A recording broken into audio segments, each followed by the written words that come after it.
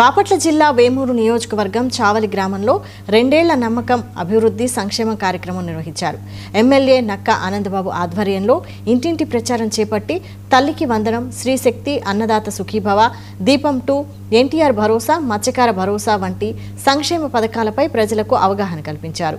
అనంతరం చావలి వాలేశ్వర స్వామి దేవాలయ నూతన పాలక మండలి సభ్యుల ప్రమాణ స్వీకార కార్యక్రమంలో ఎమ్మెల్యే నక్క ఆనందబాబు పాల్గొన్నారు.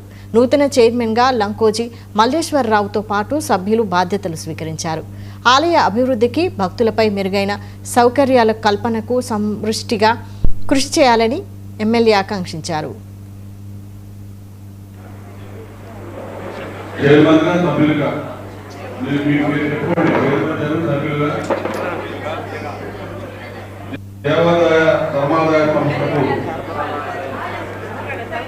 ధర్మకర్తగా నియోగింపబడినాయి.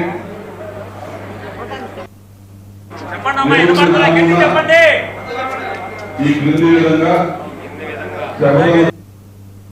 ప్రమాణం చేస్తున్నాను.